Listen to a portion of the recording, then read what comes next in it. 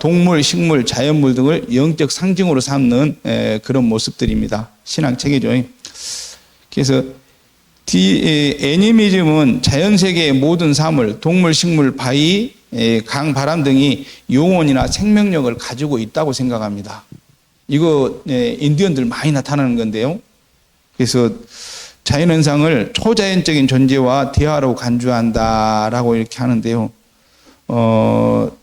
이 부분에 이게 이제 인디안 영화를 보게 되면 이제 그런 부분들이 좀 많죠. 그래서 우리가 이제 생각하는 우리도 이런 부분에 조금 있지 않는가 싶은데요. 호랑이에 대해서도 조금 신성시하는 그런 부분들, 무서워도 하지만. 그래서 여기 보게 되면은 일본 신도 신앙이다 하게 되면, 일본 신도는 절 옆에가 있는 신도잖아요. 그리고 전범 이렇게 그들을 이렇게 이패를 모시고 하는 것도 이제 그 신도거든요. 그러니까 그런 신도가 있고 또 다른 신도가 있고 하는데, 여기 보게 되면 일본 신도가 이제 그런 쪽에 좀 가깝다라고 이렇게 말합니다. 샤머니즘이 있는데요. 초자연적인 존재와 교류하며 이를 통해 치유, 전복, 의식 수행 등을 하는 샤먼 중심의 신앙체계입니다. 샤먼은 중재자로서 인간과 초자연적인 존재 간의 소통을 담당한다고 합니다. 근데 이게 지금 보니까 몽골, 시베리아, 한국, 중앙아시아인데, 우리는 뭐예요? 이렇게 되면은 우리는 샤머니즘이 중재자인데, 신과 인간과의 중재자인데, 우리 흔히 이게 점쟁이도 됐었지만 이게 이제 무당들,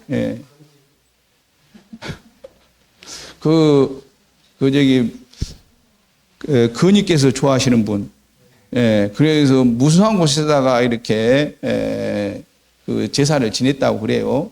그래서 이제 믿거나 말거나니까. 그래서 이러한 부분들이 실질적으로 삶 속에서 예전에는 이 부분에 의해서 움직였죠. 그리고 바닷가에서는 이분들의 한마디 한마디가 굉장히 권위가 있는 이야기입니다. 그래서 실질적으로 보게 되면 이 샤머니즘 같은 경우는 우리의 정말 가까이에 있는 이런 모습이다라는 것이죠. 그래서 자연과 인간 간의 관계, 이들 신앙은 인간이 자연과 조화를 이루며 살아간다는 점을 강조한다. 그리고 이 세 가지가요. 문화적 다양성은 토템, 에미, 샤머니즘은 각 지역 고유한 문화와 전통을 이해하는데 중요한 단서가 된다. 그러는데 이 부분은 조금 이따도 이제 좀 생각해 볼 건데, 일단 이렇게 종교라고 하는 이 부분들이 자연 발생적으로 온시 시대에서 보게 되면은 우리가 흔히 알고 있듯이 어떤 번개라든지 그다음에 바람이라든지 이런 부분에 의해서 그러한 부분들을 신으로 삼고 이렇게 살았잖아요. 그래서 자연적으로 토테미즘, 애니미즘, 샤머니즘들이 이렇게 쭉 흘러왔다라고 하는 것들을 이제 말하는 것입니다. 그래서 다시 1페이지로 와서요. 그들이 살았던 동굴에 묻힌 사람의 뼈가 잘 정돈된 것은 죽은 후 세상이 있다는 것을 믿고 죽은 이를 위해 정성 들여 장례식을 거행한 증거이다. 또한 인간의 유해는 동물의 사체와는 달리 정성을 다해 매장했으며 죽음의 여행길에 필요한 도구나 음식, 동반자까지 함께 묻은 흔적도 그 증거인 것이다. 근데 이것은 온시 시대가 아니라도 우리가 제일 잘 알고 있는 건 어디예요? 두 가지만 본다고 해도 이집트 하게 되면 피라미드에 보게 되면 엄청나게 많은 그 부장품들이 있지 않습니까? 그리고 이제 중국 누구예요? 중국에 가게 되면은 진시황 묘에 가게 되면은 이제 그냥 어마어마하죠. 그러니까 그 죽음이라고 하는 부분에 대해서 다시 태어날 거라고 하는 이 부분들이 이제 믿음이라고 여기에서 보게 되면 믿음이라고 하는 부분과 연결되는 것 같습니다. 그래서 그뿐만 아니라 그들이 살고 있던 동물과 뼈가 묻혀 있는 무덤들에서 발견되는 조각과 그들의 그 밖의 예술 작품 등 모두 종교 의식과 관련된 것으로 보인다. 그러니까 옛날이라 하지만 옛날이라고 우리가 이제 추측되는 부분들이 약간 이제 비과학적이라고 하는 이 부분에 좀 무시할 수는 있지만 어쨌든 살아가는 모습들은 거의 똑같았던 것 같아요. 이렇게 인간은 시초부터 종교를 가지고 살았으며 현재에도 문명인이든 미개인이든 모두 종교를 가지고 있다. 그러면 과연 종교란 무엇인가? 인류 역사와 문화, 인간의 지성과 종교는 어떤 관련을 맺고 있을 것인가? 인간의 문명이 발달하면 종교는 없어질 것이라고 하는데 과학이 고도로 발달한 현대에도 왜 종교는 계속 늘어나고 있는가? 근데 여기 이 부분은 약간 조금 이제 이 글을 쓴 사람의 개인적인 생각이 많지 않나 싶어요. 왜 그러냐 하게 되면 우리나라도 보게 되면 1900 어쨌든 50년도, 60년도, 70년도에 보게 되면 우리나라에 그 50년도에 기독교 문화가 이렇게 이제 6.25 전쟁 이후에 이렇게 들어오는 거잖아요. 그 이전에 천주교가 들어왔고요. 그리고 이제 그때 당시에 들어오기 전까지의 종교 인구는 거의 이제 불교가 밑받침을 이렇게 이루고 있는 상태에서 예전에 이제 70년대, 80년대만 해도 1000만 불자 그랬거든요. 그때 5천만이 아니었을 때 1000만 불자라고 불렸으니까 굉장히 많은 부분으로 불렸는데 지금은 봐보게 되면은 이제 가장 많은 종교수를 자랑하는 데는 교회예요. 개신교. 그 다음에 어디 같아요? 물어보니까 이게 물어보는 것은 이제 답안지를 알고 있는 거죠. 불교. 네. 그 다음에 이제 천주교, 엄불교 이렇게 이제 순위 된다고 그래요. 그러는데 문제는 무종교가 더 많아진다는 거죠. 근데 무종교가 더 많아진다고 하는 부분에 일단 다른 거 다 빼고 경제적인 영향만 본다 하게 되면 경제적으로 힘들었을 때는 어쨌다? 종교 부분들을 의지하는 힘들이 더 많았었고 그리고 지금같이 이제 경제력이 많이 문화 수준이 높아지니까 경제력이 높아지니까 젊은 사람들 같은 경우 종교에 일단은 보류하는 입장이다. 굳이 내가 선택을 해야 하는가라고 하는 것. 그래서 지금 이제 종교에 대한 그 부분들은 어디서 역력하냐 하면 여기도 조금 그럴 수 있지 않는가. 왜 그러냐 하게 되면 우리가 99년도에 뭐가 왔어요? 아니 97년도? IMF죠. 스님들의 숫자가 출가하는 숫자가 대략 많아진 때가 언제냐면 97, 98, 99입니다. 피구 스님들 숫자로 본다 하게 되면 한 해에 300명 정도가 출가를 했어요. 97년도, 98년도, 99년도. 그러니까 경제가 힘들어서 사는 것 자체가 여러모로 이렇게 이제 애각으로 이렇게 그 직업을 구하지 못하고 그러다 보니 이제 생각했던 것이 어떤 거냐 하게 되면 잠시 피하기 위한 것인지 모르지만 출가를 이렇게 했던 것 같아요. 근데 제가 98년도에 출가를 했어요. 그래가지고 우리를 이렇게 이제 갈망하는 사람들이 있어요. 갈망하는 분들이 굉장히 무시했습니다. IMF 행자라고. 기억이 소록소록 나요, 지금. 근데 지금은 2025년이 됐는데 지금 이제 한 26년 지났죠. 그러는데 출가 수가 어마어마하게 줄었어요. 30명이나 40명 될까? 그 정도로 줄었습니다. 그래서 경제가 이렇게 발전하면서에 따르는 현상입니다. 그러면 비구는 이럴 건데 비구니는 어쩔 것인가? 여기서 비구는 남자 스님, 그다음 비구니는 여자 스님이거든요. 근데 비구니 스님은 더 줄어들었어요.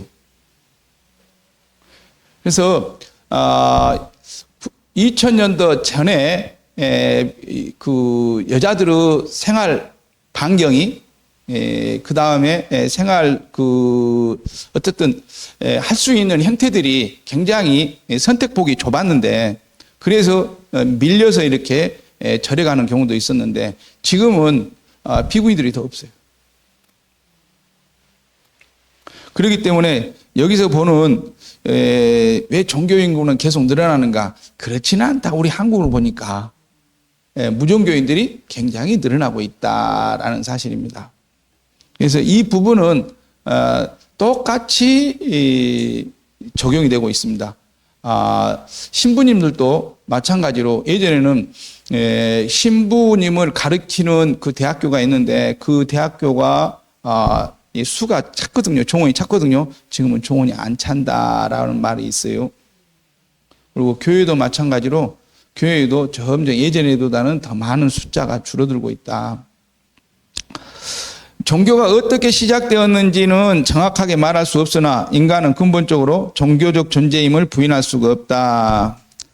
근데 지금 이 저자가 이 글을 쓰시는 분이 이제 조금 있다가 이제 말씀드리고 싶어서 일부러 제가 이렇게 써놨어요. 뭔 말이냐 하게 되면 이분은 종교 자체가 개신교예요. 그렇기 때문에 그 개신교에 맞춰서 지금 쓰고 있는 거예요. 현재 세상에는 서로 다른 종교들이 많이 있지만 모두 다음 두 가지 방식에서 비슷한 데가 있다. 첫째, 모든 종교는 인생과 우주 궁극적인 질문을 해결하려 하며 각각의 종교가 제시하는 해답은 다를지라도 그 질문만은 같다. 여기 보게 되면 인간이란 무엇인가, 인생의 의미는 무엇인가, 선과악은 무엇인가, 인간에게는 왜 희노애락이 엇갈려 있는가, 그 원인들은 무엇인가, 인간의 참된 행복은 무엇인가, 인간은 왜 죽어야 하는가, 그리고 죽은 후에는 어떻게 되는 것일까, 인간과 우주 만물의 근원은 어떤 것인가 라고 이렇게 근원은 무엇인가 라고 하는데요. 모든 사람이 인간이란 무엇인가 라고 했을 때 이러한 근본적인 질문을 이제 할 때 개신교 이제 기독교 기독교 입장에서 인간이란 무엇인가, 어쨌든 그 창조론에 의해서 이제 우리가 또 많이 들었죠. 저는 개인적으로 중학교를 미션 스쿨 나와가지고요, 이거 많이 들어본 이야기입니다. 그래서 오후 수요일만 되게 되면 그 점심 먹고 4교시 5교시 때는 경계는 하거든요. 근데 그 강당에 그때는 60명이잖아요. 하나급이. 그 경계만 하게 되면 다 경건하게 졸고 있잖아요. 왜 그러냐면 중학생들인데 그 점심 먹고 얼마나 피곤하겠어요. 그러니까 체육관에서 하고 있을 때 이제 자죠. 뭐 종교의 그 내용과 관계없이. 근데 인간이란 무엇인가라고 했을 때 어쨌든 창조된 인간이잖아요. 성경 입장에서 보게 되면은. 근데 이제 불교의 입장에서는 인간이란 무엇인가라고 했을 때 이제 또 다른 의미예요. 그래서 그러면 인간이라는 부분을 놔둬놓고 그러면 인생의 의미는 무엇인가라고 했을 때 이제 인생의 의미는 이제 많이 이제 생각해 보셨죠. 우리 회장님께서는 다른 분들은 교육생이니까 물어보면 여기 힘들 것 같고 우리 회장님은 어떻게 생각하시는지 인생에 대해서.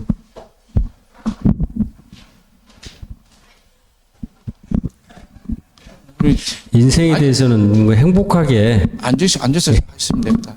예. 사는 것이라고 생각합니다. 인간이 행복 추구권이 있기 때문에 그런 맥락에서 즐겁고 행복하고 잘 사는 거 이런 게 아닌가 싶습니다, 스님. 예, 맞아요. 네, 됐습니다. 놔두시죠. 어떤 이야기를 하시든지 개인의 생각이고 그리고 개인의 행복이거든요. 이제 여기서 이제 조금 이제 다른 이야기지만 이제 우리는 이제 저는 개인적으로 이제 부처님의 가르침을 이어받은 제자거든요. 예. 근데 불교에서는 누누이 강조하는 것은 이거죠. 부처님이 중요한 게 아니고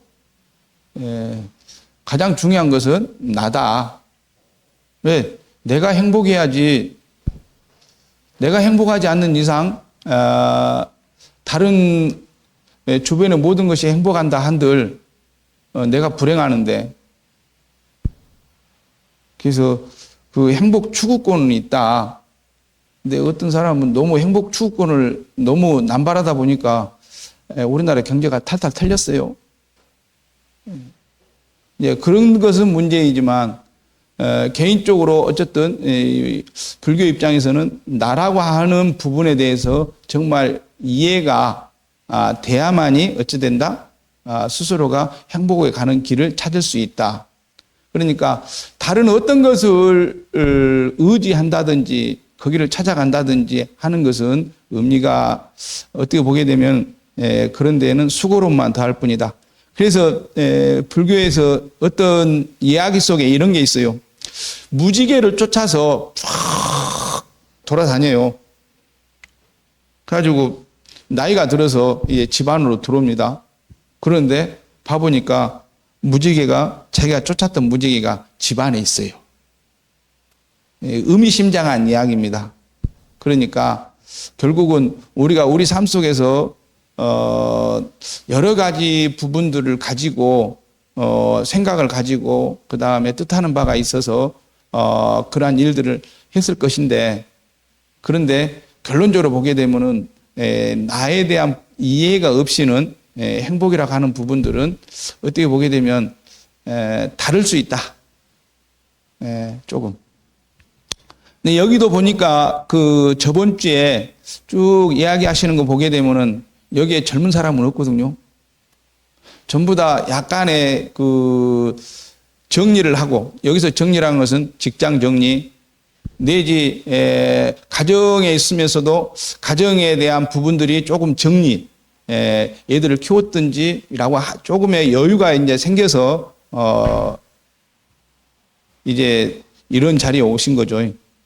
근데 이제 인도에서 보게 되면은 인도에서도 그 기억력이 안 좋아가지고 인도에 4가지 주기가 있습니다. 첫 번째는 태어나서는 부모님에서 양육되는 것, 그 다음에 배우는 것, 그리고 결혼해가지고 가장을 책임지는 것, 그리고 난 다음에 이걸 다 하게 되면 이제 산속으로 들어가서 스스로가 자기 인생에 대해서 스스로를 찾는 것. 그래서 여러분들은 지금 인도에서 보게 되면 몇 단계예요? 4단계에 있습니다. 근데 어떻게 보게 되면 그 자연스러운 일이죠. 웃는 이야기로 어제 이제 저도 유튜브 잘 보는데 김창옥 씨 그 CBS인가 나와가지고 이제 그런 이야기하는 가운데 어떤 목사님이 그랬답니다. 20년간을 했는데 그 목회를 했는데 참 이게 안 된다. 그러니까 김창옥 씨가 하는 얘기가 그래요. 2000년 전에 예수님도 나타나가지고 했는데 아직까지 안 되고 있다. 응? 그러니까 그 말은 어떤 거냐 하게 되면 삶은 무한히 태어나는 사람마다 인간의 그 본능과 욕망, 또 인간이 인생이라고 하는 그 부분들을 가지고서 똑같은 굴레를 가지고 살아가고 있더라라는 것이죠. 그래서 우리가 지금 이제 여기서 바라보고 있는 인생의 의미라고 하는 이 부분에 대한 것들을 잠깐 한번 살펴봤는데요. 스스로가 지금 여기에 이제 발을 넣으셨거든요. 근데 하나 물어봐야 하는데 우리가 그 방송이 있어가지고 참 말하긴 그러는데 우리 그 행자실에서 스님들이 이제 그 삼위유리 내지 초발실 장영모를 이렇게 이야기를 해줘요. 그러면서 하는 얘기가 이겁니다.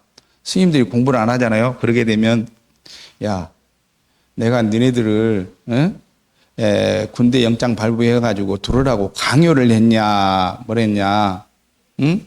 자발적으로 들어왔으면 공부를 해야지. 그러듯이 대개 불교는 어떤 거예요? 타인의 어떤 권유도 있겠지만 대개 자발적으로 들어오죠.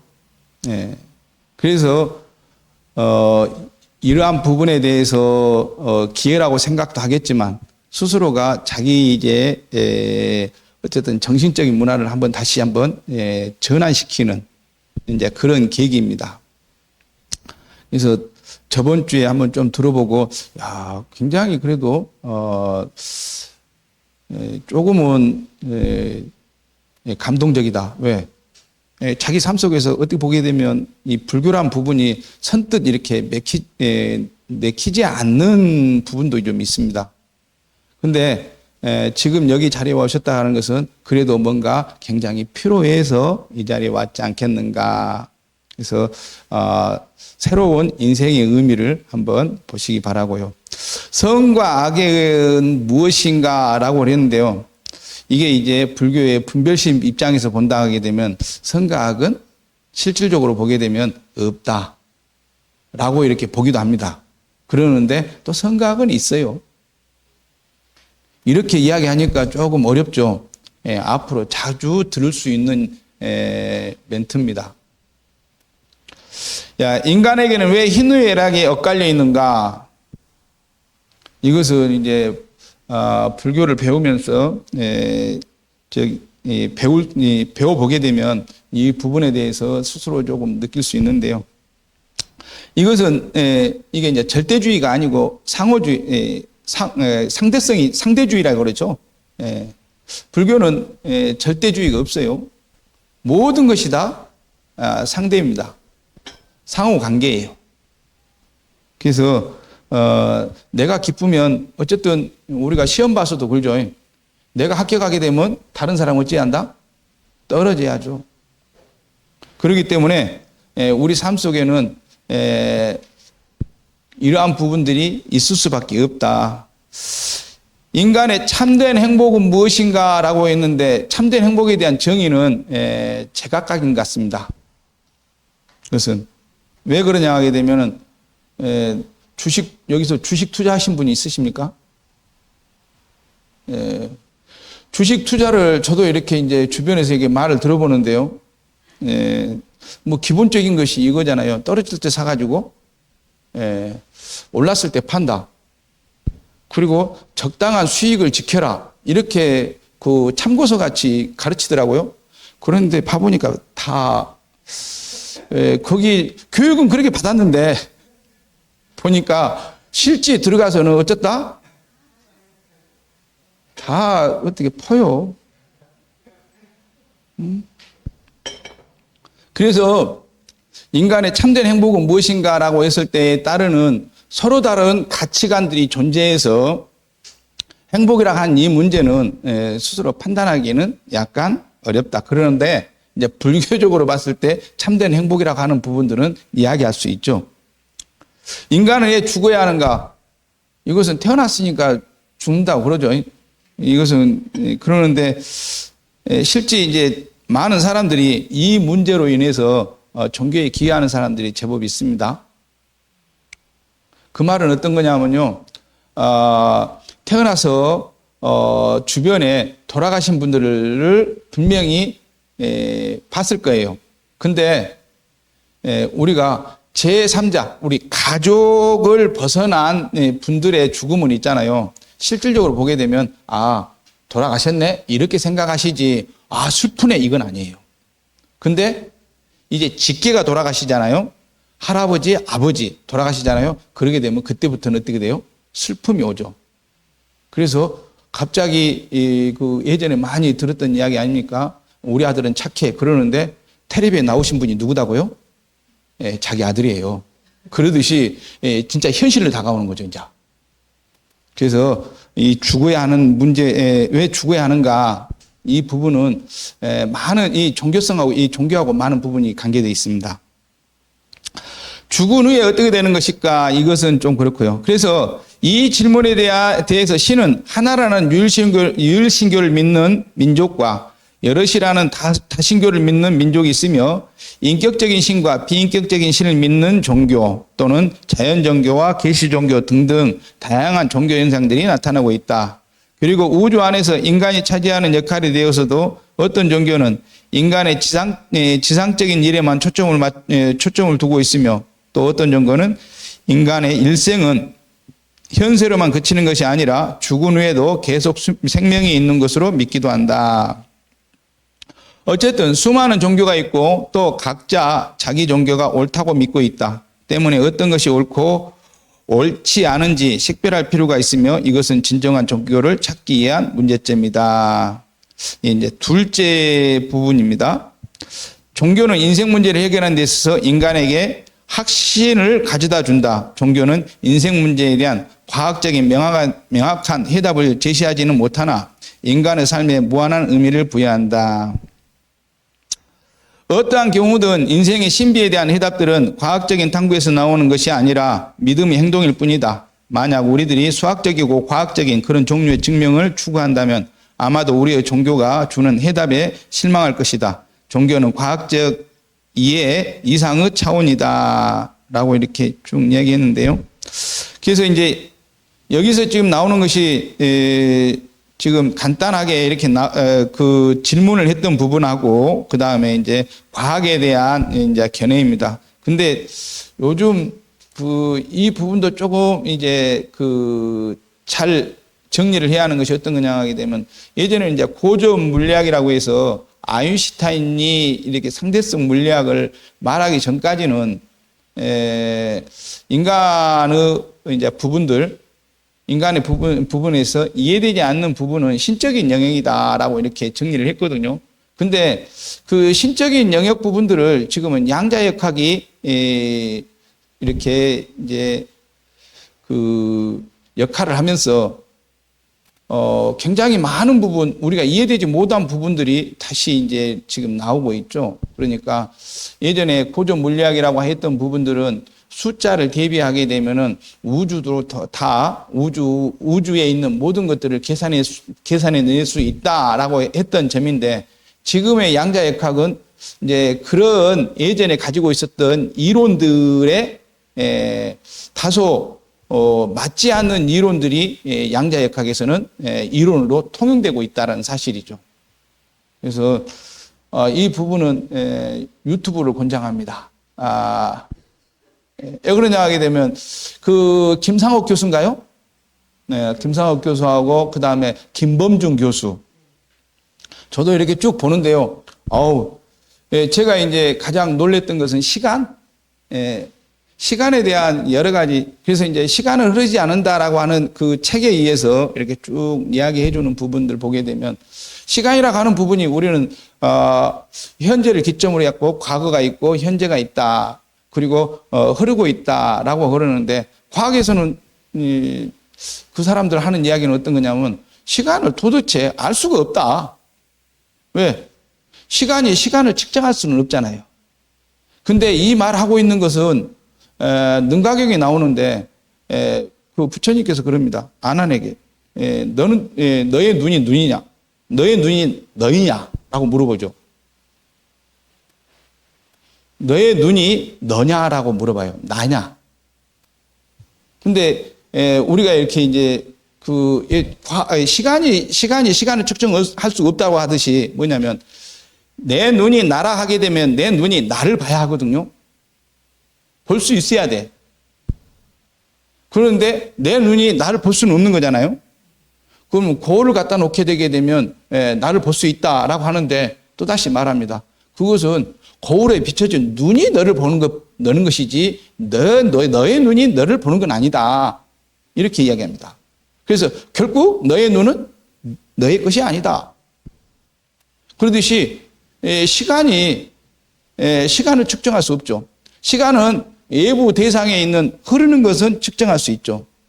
근데 여기에 이제 과학적인 상식이 딸리기 때문에 여기서 이렇게 딱 이 정도까지 궁금증만 놔둬놓고, 근데 이제 확실한 건 어떤 거냐 하게 되면 우리가 밝히지 못했던 여러 가지 부분들이 양자역학에서 다시 말을 하고 있다. 그리고 지금 봐보게 되게 되면 실질적으로 우리는 이 양자역학을 가지고 있는 반도체 자체가 양자역학에 의해서 움직여지는 모든 거라 하더라고요.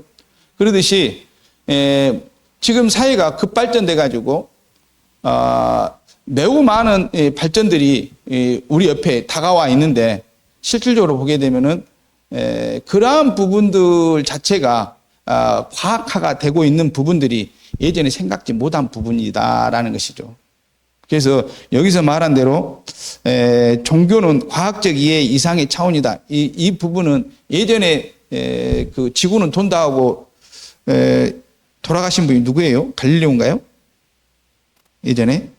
그러듯이 예전의 그 밝혀지지 않았을 때의 그 여러 가지 과학적인 상식들이 지금은 이제 좀 더 많은 과학으로 이렇게 발전되면서 종교가 이걸 그냥 이렇게 이건 신적인 영역이야 라고 했던 부분까지도 어느 정도 과학이 요즘은 이해시키고 있지 않는가라고 이렇게 생각합니다. 사실 1980년도에 제가 그 만화를 좋아해 가지고요. 방림동 쪽에서 80년도가 아니구나 70년도구나 만화를 한 편 봤는데 그때 만화에 그 똘이라고 나오는 그 주인공이 있는데요.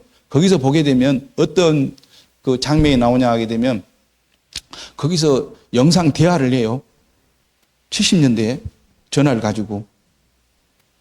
근데 불과 이게 우리가 90년도 넘어서 영상 된 거잖아요. 그러면 한 30년 만에 이 부분이 이루어진 거잖아요. 어떻게 보게 되면 신적인 영역이라고 생각했었던 부분들이 과학이 발달하니까 그게 요즘은 되고 있죠. 그리고 요즘은 예전에 신의 역할이라고 했던 부분보다도 요즘은 과학이 더 앞서가죠. 우리 생각을 앞서가 버려요. 과학은 우주, 물질적, 화학적, 생물학적 문제를 다룸으로써 인간의 실생활을 향상시키고 있다. 그러나 과학으로는 인간의 자유나 인간의 존재의 이유, 생명과 죽음 자체에 대한 신비를 해결할 수 없다. 그러는데 이 부분은 또 좀 안 맞는 것이 어떤 거냐 하게 되면 예전에는 돌아가셔야 할 분이 요즘 과학의 발달에 의해서 어떻게 돼요? 안 가셔. 못 가셔. 그래서 그 수도원인가요? 기도원에 가서 막 아프신 분들 이렇게 해주잖아요. 안수기도 이렇게 해준다고 그러는데 항시 저는 이것을 믿습니다. 약은 약사에게, 치료는 의사에게. 그러지 목사님들이 있잖아요. 어떻게 보게 되면 그 영역 침범이죠.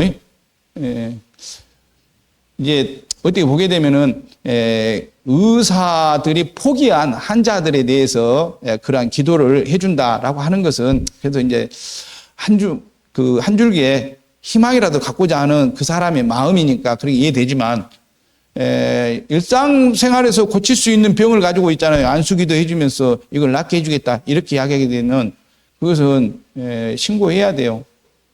유사 의료 행위로 해가지고 그래서 그건 아니다. 가끔가다 스님들도 그런 게 있어요. 요즘은 이제 스님들은 아예 그런 것을 좀 이제 안 하죠. 그러는데 엇비슷한 데서 이제 그런 것들이 나와요. 사입이라고 할 수 있는 스님 복을 입었는데 아닌 사람들. 이제 그런 사람들이 고쳐준다고 해서 사람을 덜 악화시키는 경우가 있어요. 모든 사물의 존재의 신비는 믿음으로서만 해결할 수 있다. 어떤 행태로든지 인간은 인간 이상의 초월적인 어떤 절대자와 대면하고 있음을 믿으며 바로 이 믿음 안에서 인생의 의미와 가치를 확신하는 것이다. 그래서 여기서 이제 봤을 때 이분이 교회 쪽이다라고 이렇게 하는데 이 부분이 또 불교 쪽에서 없다라고 말할 수는 없어요. 근데 불교는 개인적인 부분이 더 강하고 그리고 이러한 부분 속에서의 신적인 부분도 다소 있지만 절대적이지는 않다라고 하는 것을 말씀을 드리면서 좀 쉬었다가 시작하도록 하겠습니다. 한 5분 쉬고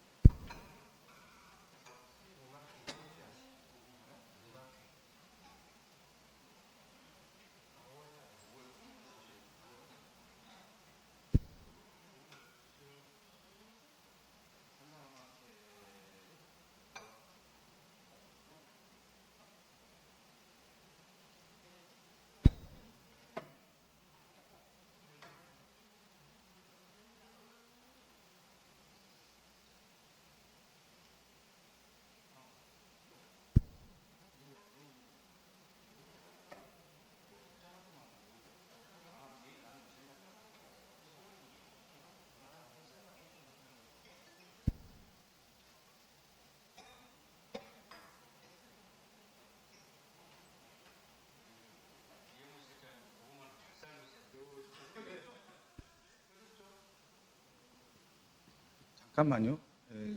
거기 놔둬놓고 저기 키지 말고. 예, 어제는 그 이제 시국선을 냈던 분하고 저기 김학국 목사님하고 이제 그 스님하고 이제 대화를 하는 중에 김상국 목사님인데 이런 이야기를 해요. 같은 이제 성경이잖아요. 그러는데 천주교 신부님하고 목사님하고 약간의 갭이 있어. 그래서 이제 천주교 신부님들이 목사님들을 약간 무시해. 그래가지고 이제 하는 이야기가 이제 천주교의 이제 사제복이 있잖아요. 예, 천주교 사제복이 있고 그 다음에 제가 신도가 있고 그러는데 목사님들은 천주교 목사님하고 평신도하고 옷이 복장이 똑같잖아요. 예, 그래서 이제 그 이야기를 해주더라고요. 죄를 사해 주는 데 있어서 천주교는 누구를 통해서만 된다? 신부님을 통해서만 죄를 사할 수 있다. 아까 말한 대로 샤머니즘의 이제 그 부분인데. 근데, 네, 처음 알았는데, 그 목사님 그러시더라고. 교회는 그게 아니다. 목사님을 통할 수도 있고, 또 일반 평신도에 의해서도 이 부분들이 가능하다. 그래서 굉장히 그 중요한 거구나라고 이렇게 이제 생각을 했는데, 그런데라고 하면서 하는 얘기가, 근래에 목사님들이 계속적으로 이 차별을 두고 싶어 한다. 원래 이제 개신교의 가장 큰 의미는 어떤 거냐면, 목사님과 신도의 간격을 줄이는 것이었는데, 요 근래에는 이것을 다시 이렇게, 간격을 넓히려고 하는 그런 것이 있다라고 하면서, 근데 이제 처음 알았습니다. 이 부분들이 아무나 그 하나님에 의해서 된 게 아니고 모두가 이렇게 구원되는 부분에 함께 할 수 있다라고 하는 거.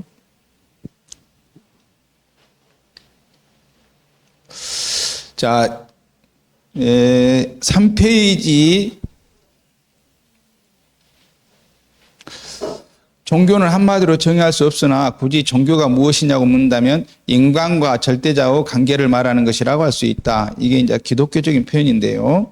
이처럼 종교가 절대자와 나의 삶을 관계라고 정의할 수 있다면 종교가 되기 위해서는 세 가지 요소가 필요하다.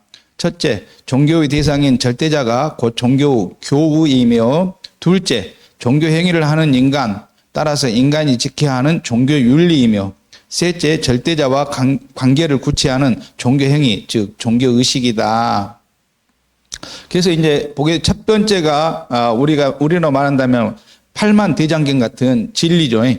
그 다음에 종교 행위를 하는 인간이 지켜야 하는 종교 윤리. 그래서 여기는 이제 계를 말하는 것 같고요. 절대자와 관계를 구체하는 종교 행위, 의식. 그래서 이제 우리 보게 되면은 우리가 이제 불교로 본다 하게 되면 예불을 드리는 의식이 바로 이 세 번째인 것 같습니다. 이 세 가지 중에서 가장 기본적인 것은 믿음의 내용이다. 인 교의이며, 여기에서 종교 윤리, 종교 의식이 나온다. 각 종교는 이 교우에서 인생과 우주에 대한 궁극적인 질문에 대한 나름대로 해답을 주고 있는 것이다. 그러므로 하나의 종교를 제대로 공부하려면 우선 그 종교가 믿고 있는 교리, 그 종교가 가르치고 있는 종교 윤리, 그리고 그 종교의 의식을 모두 알아야 한다. 그래서 여기 부분들은 제법 이제 교회에 다니게 되면 이제 이런 부분들이 알아야 한다. 근데 절에 다녀도 마찬가지입니다. 절에 다녀도 똑같은 것 같아요. 교의, 그래서 이제 부처님의 교리를 알아야 하고요. 그리고 불교에서도 말하는 삼기하게 되면 5계를 지켜야 한다. 그리고 그 종교 의식, 그래서 이제 기도하는 부분들을 알아야 한다. 그래서 언제 여기 부분이 이제 서양 쪽에서 바라보는 종교적인 입장입니다. 그러면 동양 쪽인 종교는 어떤 것인가라고 했을 때 이제 그 부분이 제가 조금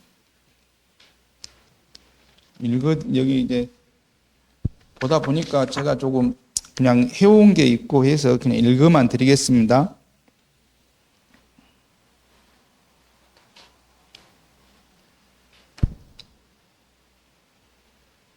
그러니까 서양적 어원에서 종교는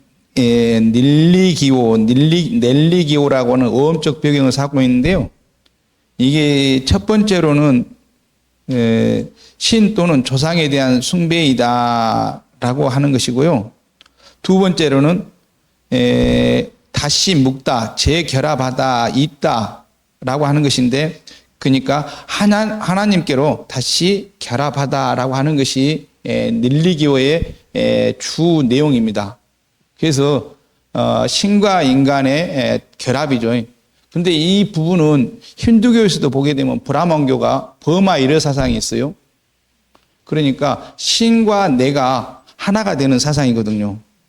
그래서 꼭 개신교만, 기독교만이 이 부분을 갖고 있는 건 아니고 힌두교도 또한 다신교이지만 그런 부분 속에서 브라만교는 또 이런 것들을 갖고 있다라고 하는 것. 그러는데 이 불교에 대한 부분 속에서 그 동양적인 의미 쪽에서 보게 되면 이게 이제 최봉수 씨의 말에 의하게 되면 이 종교라고 하는 부분은 종교는 본래 산스크리트어를 번역한 불교 용어이다라고 이렇게 이야기합니다. 그러면 산스크리트어는 뭐냐면은 부처님 당시 인도에 보게 되면은 산스크리트어와 빨리어가 있는데요. 산스크리트어는 표준어이고 그리고 빨리어는 지방어 사투리입니다. 그래서 그때의 산스크리트어로 번역한 불교 용어인데 이 용어가 중국의 불교를 전례할 때 능가경의 근본이 되는 가르침이다라고 하는 의미로서 시단타 대사나라로 이렇게 한역이 된 것 같습니다. 그래서 여기에 보게 되면 신과 인간을 잇는다라고 하는 영어 단어 닐리전은 종교로 번역해 지금은 조상신으로 모시고 있는 제사하는 부분으로 사용하기도 한다. 그래서 종교라고 하는 이 부분은 으뜸인 가르침. 그래서 이제 약간 간단하게 이제 정리를 해보게 되면은 이쪽은 하나님과 아들이 재결합되는 이 부분이 닐리교고 닐리전. 그 다음에 종교적으로 종교라고 하는 이 부분은 동양적인 오온을 따서 근본이 되는 가르침이다. 이건 구분이 되시는가요? 근데 이 종교라고 하는 부분이 이제는 더 많이 쓰이는 것 같아요. 그래서 그러는데 보는 입장에 따라서 이제 개신교 쪽에서는 넬리기오로 이렇게 정리해서 더 그쪽으로 이렇게 많이 쓰고 이제 우리 동양 쪽에서는 방금 말한 대로 종교에서 근본이 되는 가르침 쪽으로 해서 종교를 받아들이는 것 같습니다. 그래서 이 종교라고 하는 이 부분에 그렇게 다르듯이 또한 이 종교 자유에서도 보게 되면은 이게 굉장히 재밌어요. 우리 한국에서 종교를 갖는다라는 것은 어떤 자유일까요?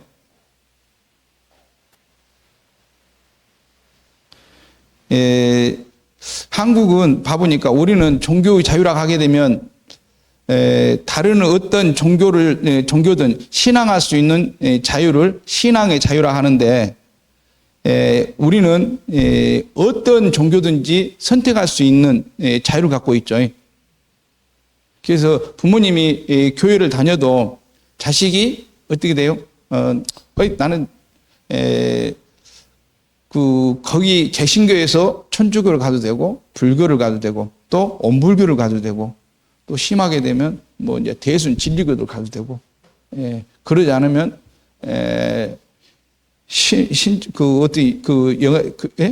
신천지를 가도 되고 그러지 않으면 뭐예요? 또 신내림을 받아가지고 무당이 돼도 있잖아요. 우리나라는 이런 부분에 있어서 어쨌다?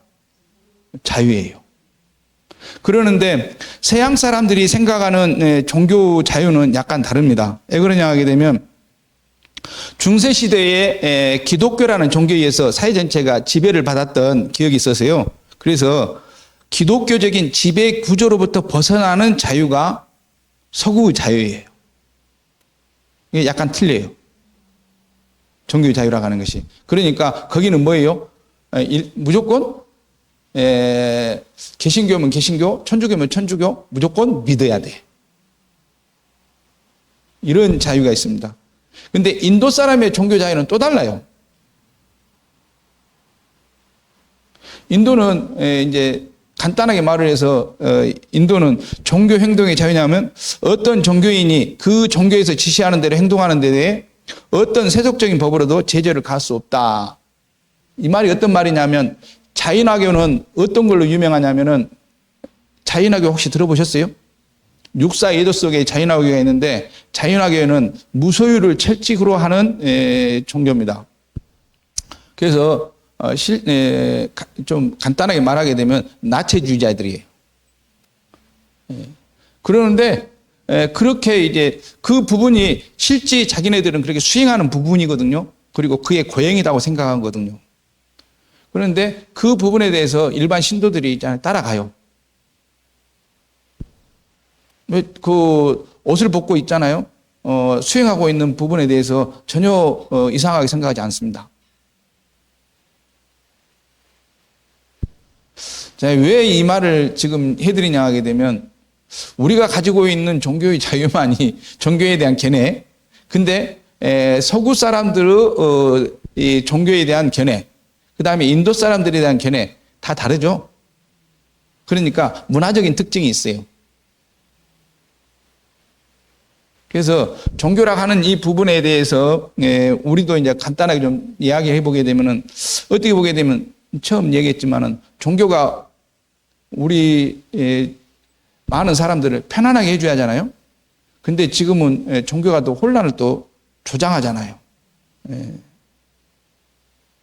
그래서 그런 종교 부분들이 실질적으로 까딱 잘못하게 되면 어떻게 돼요?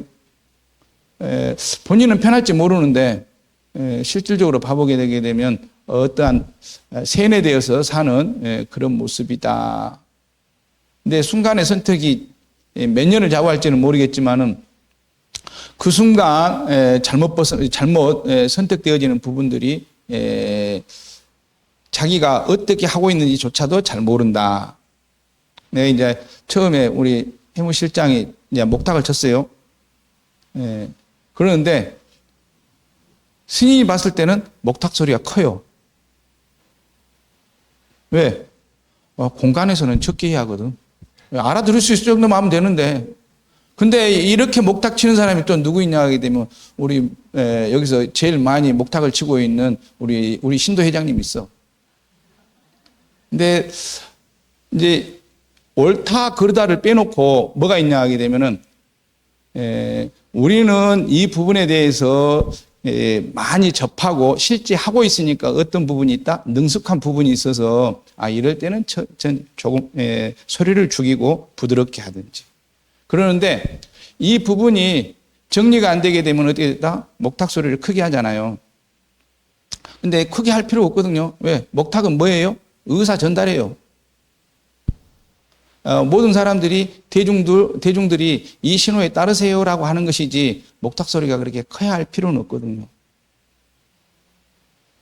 근데 목탁을 말하고자 하는 게 아니고 어떤 거냐 하게 되면, 모든 사람들이 어떠한 생활 규범이라든지 어떠한 여러 가지 문제에 대해서 자기 견해가 있거든요. 이 견해가 자기 견해로 굳어지잖아요. 그러게 되면 다른 사람들이 느끼지는 못하는 부분들, 내지 다른 사람들은 그 부분에 대해서 이렇게 생각하는데 자기는 이 부분이 맞다고 할 수 있다, 이걸 있다는 거죠. 그래서 이제 불교라고 하는 부분 속에서 보게 되면, 이제 다시 왜 이 말을 다시 하냐 하게 되면은 좀 어려울 것 같지만은, 이제 불교에서 보게 되면 명상이라고 하는 말이 있어요. 들어보셨어요? 참선은요. 들어보셨죠? 수행한다는 말은 들어보셨어요? 수행한다고 했을 때 제일 먼저 수행한다고 할 때 닦을 숫자 행자가 마음의 행이거든요. 마음을 닦는 거거든요. 그러면 마음을 닦을 때 여러 가지가 있을 건데, 그 마음을 닦는데 요체는 뭐예요? 우리 수행문에서 읽어봤을 것인데, 요체는 분별심을 내지 말라예요.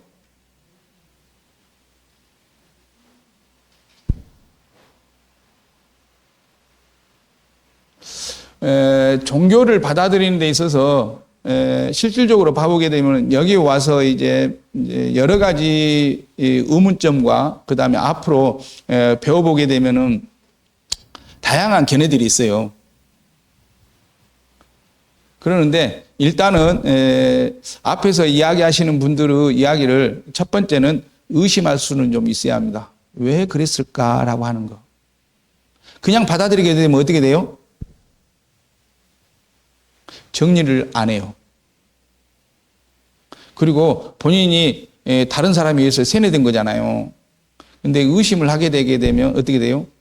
내가 이 선택을 왜 했는지, 그리고 저 사람 말이 진짜 맞는지, 그러게 되면 정확하게 그 부분들을 이해할 수 있는 거죠. 무조건 따르는 것만이 능사가 아니다.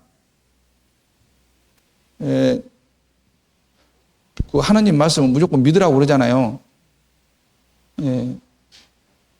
근데 대부분 보게 되면은 이제 제가 이제 서울에 있을 때 보면 가끔 가다가 성경 공부하다가 이 문제가 여기 부딪혀요. 그래서 절에 와. 근데 절에는 뾰족한 방법은 없잖아요. 근데 이제 그 사람들이 제일 힘들어하는 건 뭐냐면은 이 부분 이러는데 왜 그런가요? 라고 물어보게 되면 그건 성경의 가르침이니까 의문점을 갖지 말고 믿어. 라고 하는 거에 굉장히 힘들어 하더라고요. 근데 불교는 끝까지 이야기해 줘요. 왜? 그 부분에 대해서는 스스로 의심나는 거 있으면 물어보면 된다. 그리고 앞전 시간에 이렇게 이해되지 않았던 부분은 그 다음에 있는 스님한테 물어봐도 돼요. 그래서 꼭 물어보셔야 한다. 자기 생각일 수 있기 때문에. 근데 제가 명상 말했던 것은 어떤 거냐 하게 되면 다시 우리가 생각되는 부분들은 자기 개인적인 생각일 수 있기 때문에 그 생각을 하기 이전에 어떻게 한다? 생각을 멈추고 그 생각을 바라보는 거죠. 잠깐 갑자기 어려운가요? 그러죠. 그렇게 말씀을 하셔야 돼. 앞으로도 그 스님들과 이렇게 이제 강의가 이루어질 건데요. 이렇게 딱딱하게 있잖아요. 그러게 되면은 여기 이 2시간에 여기 오셔가지고 그냥 잘 들어주는 걸로만 되고 실질적으로 내가 얻어갈 것은 없는 거예요. 우리는 막 의식화된 교육을 받고자 하는 게 아니고 내가 가지고 있는 궁금증을 이제 물어보고 싶어서 온 거잖아요. 그러니까 질문을 많이 하셔야죠. 실질적으로.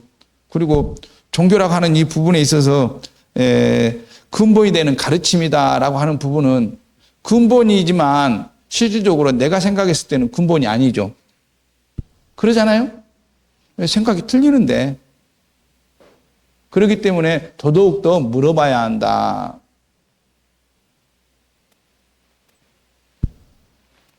그래서 앞으로 가는 데 있어서 실질적으로 너무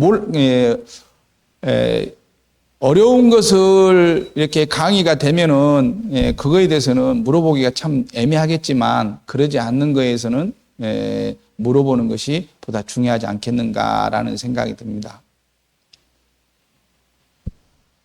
그래서 제가 이제 오늘 종교라 하는 이 부분들 쭉 뒤에 봐보게 되게 되면 4페이지 보실까요?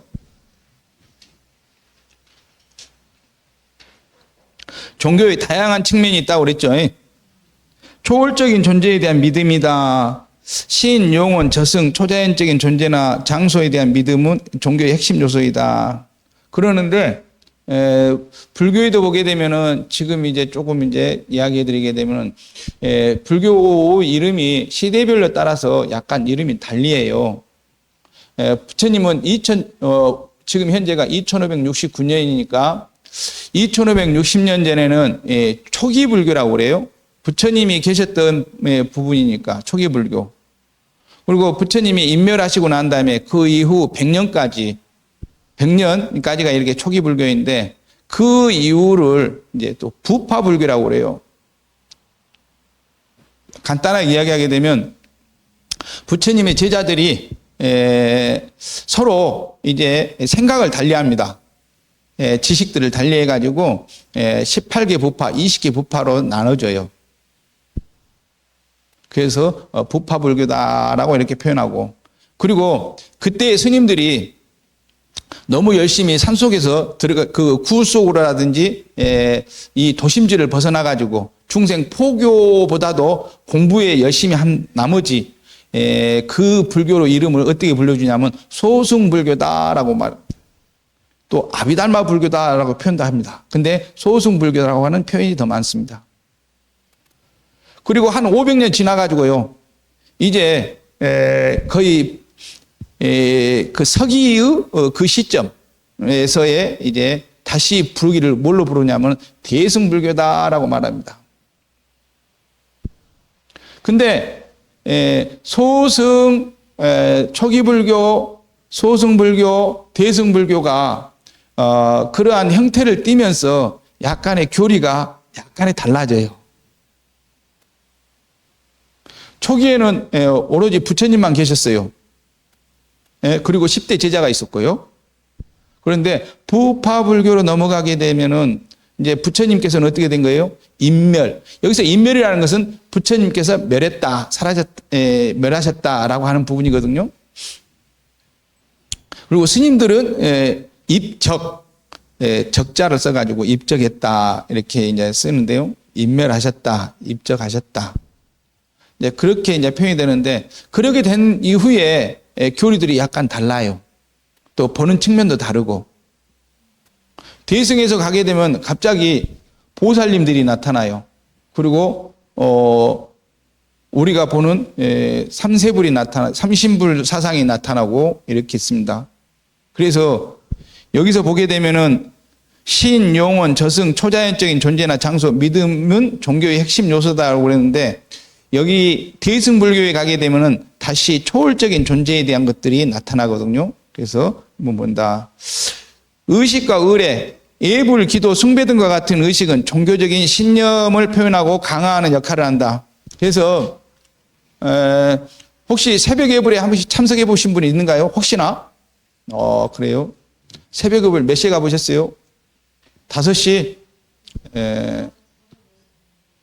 그래요.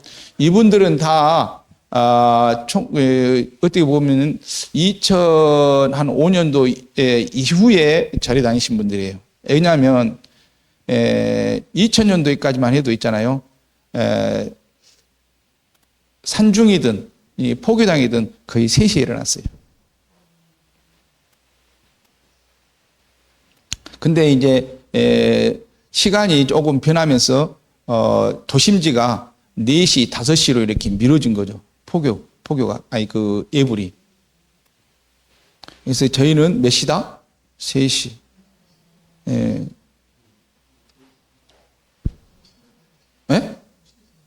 9시.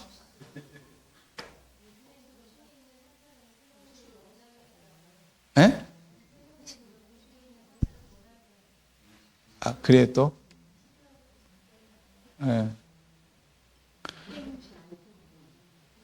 그러면 조용히 하고 해야지. 그냥 목닥치지 않고 하는 거지 뭐.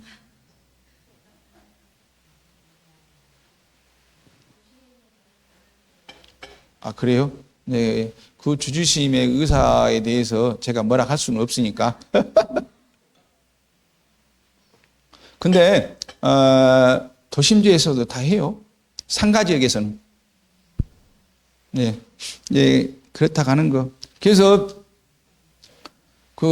처음 들어가게 되면 행자로 들어가서 이렇게 제일 먼저는 이제 행자 생활을 하거든요. 행자 생활할 때 누우면 누가 깨요. 새벽이야. 누우면 누가 깨는 것 같아. 그러니까 얼마나 피곤하게 되면 누우면 깨는 것 같아. 딱 됐는데 제가 개인적으로 출가하기 전까지만 해도 약간 불면증이 좀 있었거든요. 시간 한가할 것 같은 그 시간대를 있잖아요. 굉장히 타이트하게 쪼이거든요. 그래서 9시만 되게 되면 눈에 힘이 풀려요. 그리고 불 끄고 딱 자잖아요. 딱 하게 되면 그때부터 코 골아. 그리고 다 골기 때문에 누가 코 골는지 몰라. 그리고 아침 일어나 보게 되면은 3시예요. 그러니까 한 2시 50분 정도에 맞춰 놓거든요. 그래도 그러지 않으면 40분에 맞춰 가지고 문을 열어야 하니까. 요즘은 근데 이제 시간이 많이 줄어든 것 같아요. 사회에 많이 맞춰져 있어요. 요즘 그 본사들도 4시에 해. 4시 한 데도 있어요. 신앙체계, 교리, 도덕률, 윤리 등은 종교적 신념을 체계적으로 구성하는 역할을 한다. 소속감과 공동체, 종교는 사람들이 신념을 공유하고 서로 연대하는 공동체 형성을 하게 한다. 이 부분이 좋은 것도 있는데 어떻게 보게 되면 이제 파벌이죠. 그래서 우리 사회에서 정치하고 종교 이야기 안 쳐. 왜? 답이 없어. 정신적 안정과 의미. 종교는 개인에게 삶의 의미를 부여하고 정신적 안정을 제공한다. 근데 이 부분은 그런 것 같아요. 왜 그러냐면은 장례식장 가게 되면 뭐가 어때요? 장례식장 가게 되면 제일 느끼는 거 뭐예요? 홍어 냄새. 장례식장 가게 되면 제일 먼저 홍어 냄새 나지. 근데 절에 오게 되면 어떻게 돼요? 향. 그래서 두 가지가 달라. 그리고 절에 오게 되면 뭔가 엄숙하죠. 엄숙함이 장례식장 가도 엄숙하죠. 그러는데 엄숙하면 분위기가 다르죠. 그러듯이 다르다. 정신적인 안정이 된다. 사회적 역할. 종교는 사회질서 유지, 도덕성의 함양, 사회적 통합 등을 사회적 역할을 수행한다. 근데 요즘은 요즘 정강훈 씨가 아주 세이브 코리아 해가지고 그래서 누구야 그 이야기 해주는데 원래 이제 정강훈이라고 하는 사람이 나타난 것은 어떻게 보게 되면은 이제 정부 자체에서 기독교에 대한 부분들을 이제 뭐라 할까 조금 건드리니까 그랬죠. 근데 이제 그 부분이 이거더라고요. 보니까 교회는 교회하고 천주교가 뭐가 많아요. 그 사학재단이 많죠. 특히 사학재단을 많이 갖고 있는 데가 저기 개신교도만요. 그래서 개신교가 정부를 좋아할 수가 없더만. 자꾸 사학재단에서 뭔가 하고 싶어 하게 되게 되면 비리 하나 일어나게 되면 어떻게 돼요? 제재를 가하잖아요. 그러니까 제재를 가하면 가할수록 교회는 싫어하죠. 그런 부분들을. 그래서 진보 성향의 대통령이 나타나는 것을 교회가 싫어하더라고요. 그래서 나는 왜 그 큰 교회에 있는 목사님들이 진보의 성향에 있는 사람들을 싫어하는지 이제 처음 알았습니다. 우리도 사학재단이 있긴 있는데 정강고. 우리 저기 교구장 스님 이사장 한다고 해서 저희 저번에 한번 갔었어요. 근데 얘들이 역시 얘들한테 투자를 많이 해야겠다라는 생각을 합니다. 종교의 주요 특징으로 궁극적인 관심이다. 종교는 인간의 삶과 우주에 대한 궁극적인 질문에 대한 해답을 제시한다. 근데 이 말은 맞는 것 같아요. 초심으로 얘기. 종교는 끊임없이 자기 비판과 계획을 통해 초심이 되찾으려고 노력한다. 근데 많은 이야기 중에 이 초심으로서의 회귀가 저한테 가장 울리는 이야기입니다. 왜 그러냐 하게 되면 많은 사람들이 이 부분이 안 돼서 실패를 많이 보거든요.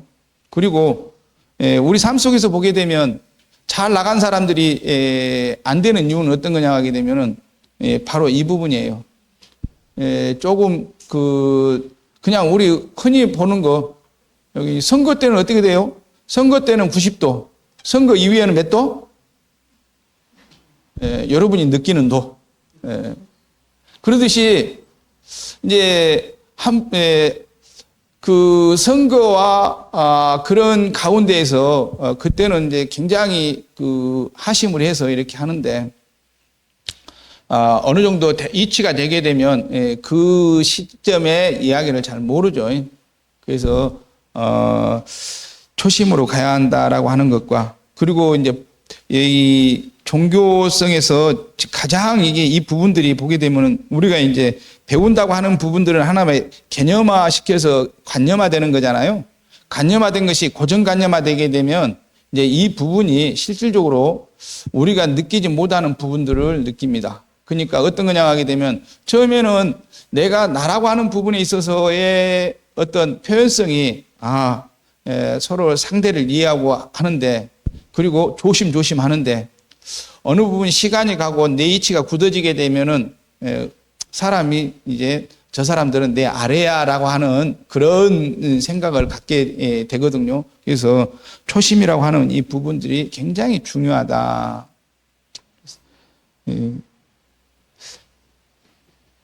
지역문화 토착화, 종교는 지역문화에 적응하고 변하면서 발전해 왔다. 종교는 인간의 삶에 다양한 영향을 미치는 중요한 문화현상이다. 다양한 형태로 존재하며 발전해 왔다라고 하는데요.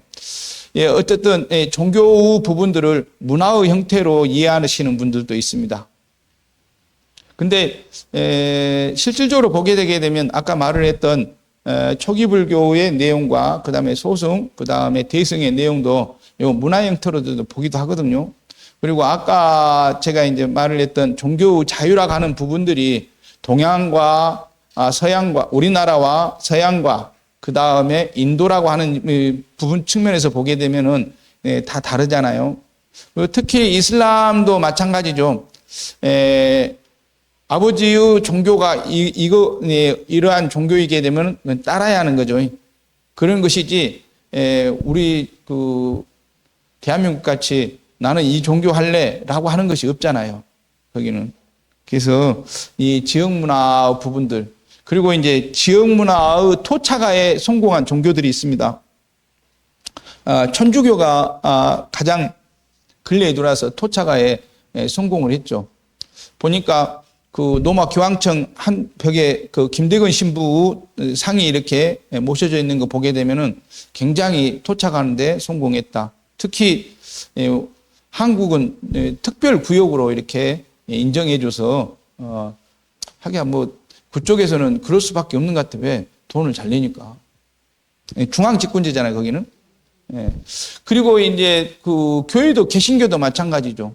개신교도 굉장히 그 자기네의 부분 속에서 보게 되면은 지역 문화에 흡수를 잘했다. 그래서 우리가 60년대, 70년대에 어려운 부분들을 교회 목사님들이 상당히 많은 부분 지혈을 했거든요. 사실이고, 그리고 지금도 그 영향에 의해서 많은 부분들이 있고, 근데 이게 이제 여기 앞에 이제 초심이라고 하는 부분들, 이제 교회가 대형화되면서 아까 말을 했던 예전에 개신교 부분은 뭐이다?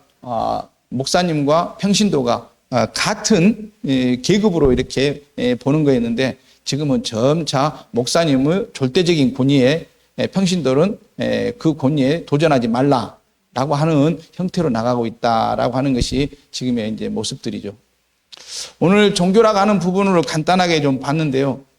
실질적으로 보게 되면 제가 스님이다 보니 스님 입장에서 보는 종교일 뿐입니다. 그래서 근본 가르침에 대해서 찾아가는 것, 이것이 종교 아닌가라고 일단 생각을 하고요.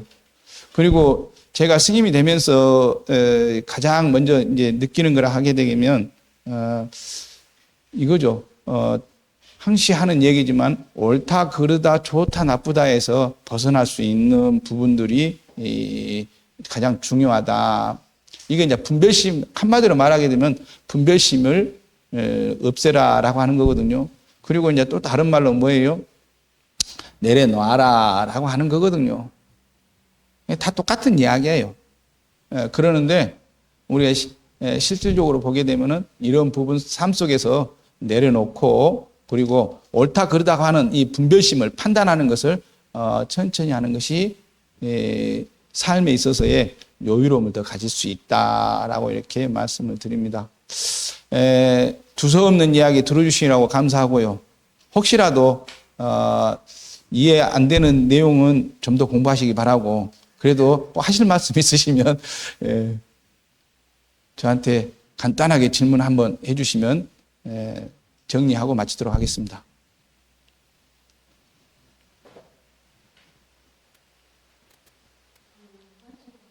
네.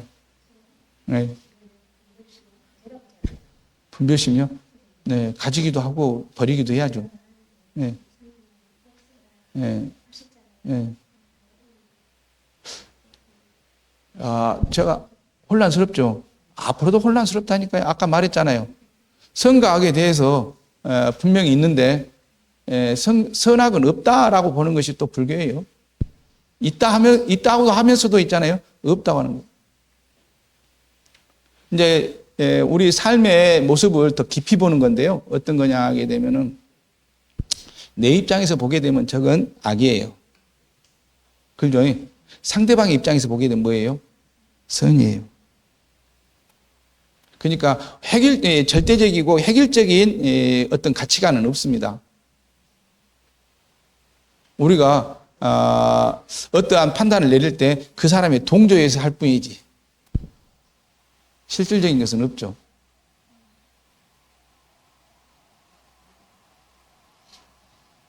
근데 그 문제는 계속적으로 화두라고 하듯이 화두 말 들어보셨죠? 네, 궁금증으로 놔두세요. 왜 그 말을 했는가? 그래도 이제 제 강의에 꽂힌 사람이 하나 있어요. 네, 기억해 두겠습니다. 네, 끝날 때 올해 언제 김의 졸업식이죠? 12월 4일 날 꼭 물어볼게요. 내가 기억해 두고 그거에 대해서 이해했는가? 근데 뭐 많은 이해는 아닐지라도 이제 계속 이렇게 생각해 보시게 되면은 그 부분에 대해서 좀 더 알 수 있을 거라고 생각하고 거기는요.